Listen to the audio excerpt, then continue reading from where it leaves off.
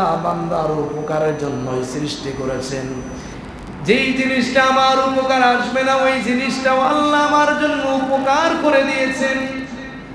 আল্লাহ বলেন, বান্দা পৃথিবীতে যত কিছু সৃষ্টি করলাম সব কিছুকে আমি আল্লাহ তোমার জন্য সৃষ্টি করেছি। আমি আল্লাহ যত কিছু সৃষ্টি করেছি সব আমি আল্লাহ তোমাদের জন্য সৃষ্টি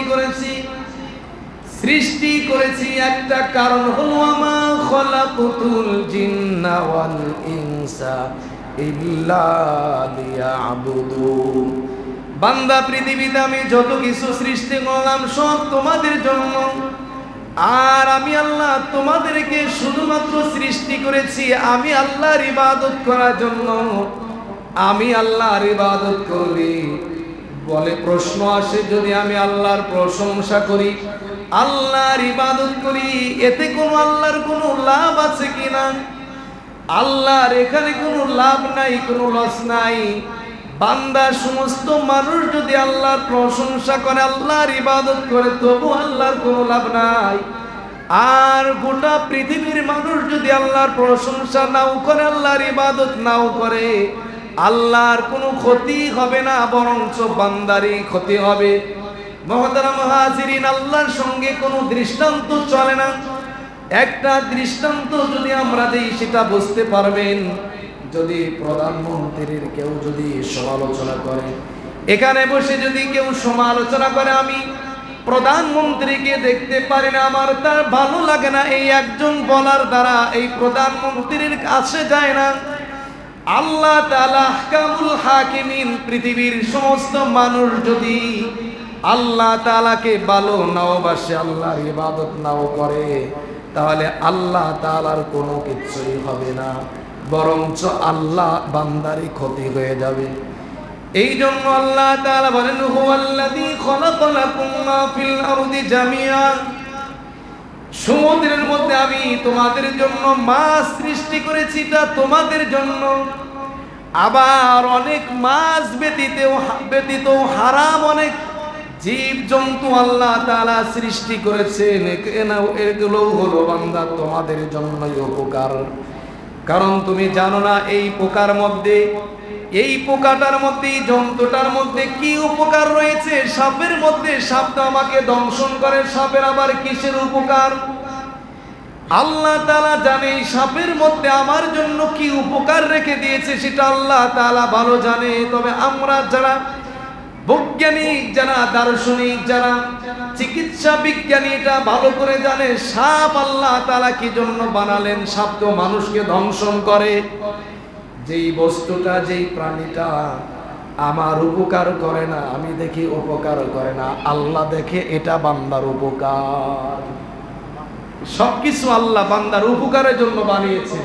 আর আমাদেরকে কাদের জন্য বানিয়েছেন বলেন? আমাদেরকে আল্লাহ তাআলা কার জন্য বানিয়েছে?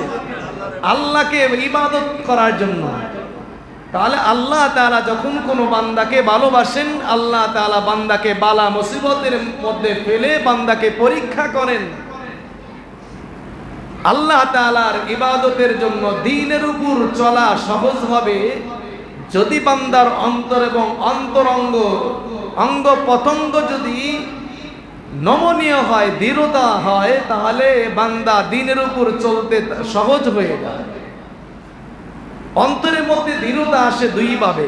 এক নাম্বার হলো বান্দা সমস্ত কিছু থেকে তার অন্তরের মধ্যে যেই জিনিসটাকে লালন করবে সেটা হবে আল্লাহর ভালোবাসা।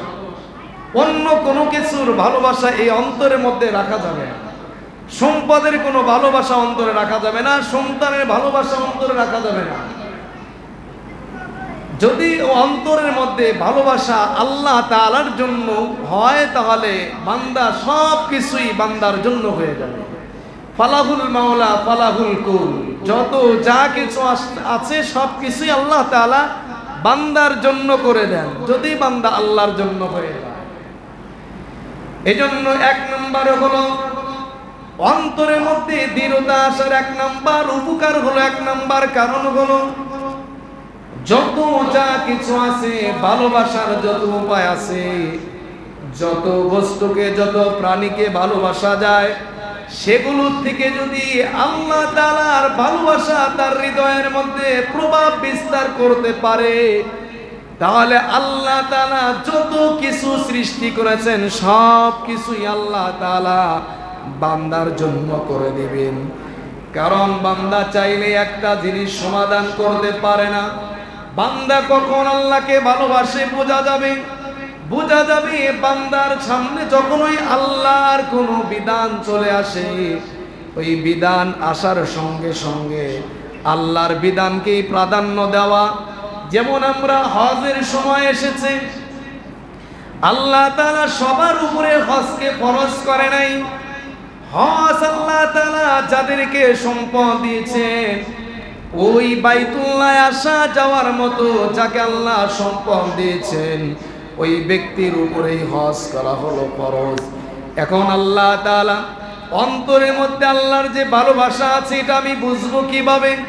এই হজ যার উপরে ফরজ হয়েছে, এই ব্যক্তির সম্পদ হয়েছে হজ করার মতো, এই ব্যক্তি যদি হজে না যায়, বলে আমার এখন মেয়ে বিয়ে দিতে হবে, আমার এই টাকার অনেক প্রয়োজন হবে, এর দ্বারা বোঝা যাবে যে আল্লাহর ভালোবাসা অন্তরে পয়দা হয় নাই, মাকলুকের ভালোবাসা অন্তরের মধ্যে প্রভাব বিস্তার করেছে। আল্লাহর ভালোবাসা যখন প্রভাব বিস্তার করতে পারবে, কোনো কিছুই তার ভালো লাগবে না। যেই জিনিসটাকে আল্লাহ তাআলার ভালোবাসা বাদ দিয়ে যদি মাখলুককে ভালোবাসে, যেই জিনিসটার জন্য সে ভালোবাসা অর্জন করেছে, যাকে অন্তরের মধ্যে ভালোবাসার জায়গা করে দিয়েছে, এই ভালোবাসার বস্তু বা ভালোবাসার মানুষটাই তাকে এক সময় দূরে সরে দিবে। কারণ এরকম পৃথিবীর মধ্যে অহরহ দৃষ্টান্ত আছে। যেই মানুষটাকে ভালোবাসে পিতা মাতার কথা শোনে না, আল্লাহর অবাধ্য হয়েছে, ওই ব্যক্তিকেই এক সময় ভালোবাসার মানুষটা দূরে সরে চলে যায়। যেই মেয়েটাকে ভালোবাসে, যেই ছেলেটাকে ভালোবাসে, এই ছেলেটাই এক সময় আমাকে দূরে সরে চলে যায়। যেই পিতা সন্তানকে ভালোবাসে, সবচাইতে বেশি ভালোবাসবে সন্তানকে, আল্লাহকে ভালোবাসবে না। আল্লাহর ভালোবাসা অন্তরের মধ্যে বৃদ্ধি করবে না। একমাত্র ভালোবাসা আল্লাহর হবে না, সন্তানের ভালোবাসা হবে, সন্তানের ভালোবাসা হবে, নেতার ভালোবাসা হবে। যেই নেতার ভালোবাসা অন্তরের মধ্যে হবে, এই নেতা এক সময় আমাকে নির্যাতন করবে। যেই সন্তান আমি যেই সন্তানের জন্য সব কিছু করি, আমার টাকা পয়সা যত কিছু উপার্জন করি আমার সন্তানের জন্য করি, এইটা হলো একটা সময় দেখা যায় এরকম অপরূপ দেখা যায় সন্তানের জন্য যেই পরিবারের জন্য আমি করলাম, এই পরিবারই আমাকে একটা সময় বৃদ্ধাশ্রমে রেখে আসে। এরকম নজির আছে না নাই? নিজের ঘর থেকে বাবাকে বের করে দেয়, এরকমও ঘটনা আছে। কারণ বোঝা গেল আল্লাহর ভালোবাসা তৈরি হয় নাই। আল্লাহর ভালোবাসা যদি তৈরি হতো তাহলে হজে আগে যাওয়া লাগতো। আল্লাহর ভালোবাসা যদি অন্তরে প্রভাব বিস্তার করতো তাহলে ফজরের সালাতে আগে আসতো, নামাজে আগে আসতো, দান করার ক্ষেত্রেও আগে বেড়ে থাকতো। কারণ আমার অর্থ আছে, আমি এখন দান করব, অর্থ থাকবে না, আমি আল্লাহর ইবাদত করতে পারবো না। আল্লাহর ইবাদত করার সুযোগ হলো অর্থ আছে, আমি আল্লাহর ইবাদত করব, আল্লাহর ইবাদত করতে পারবো। সুস্থ আছে আল্লাহর ইবাদত করতে পারবো, সুস্থ নাই আল্লাহর ইবাদত করতে পারবো না, অসুবিধা নাই। সুস্থ অবস্থায় যে ইবাদতগুলো আমি আল্লাহর করেছি, ওই সুস্থ অবস্থায় ইবাদত করলে যেই সওয়াব হতো, অসুস্থ অবস্থায় আল্লাহ তাআলা আমার ওই অসুস্থের সময় সুস্থের সময় যে আমল করেছি ওই আমল নামাগুলো বান্দার আমল নামায় লিখে দেন।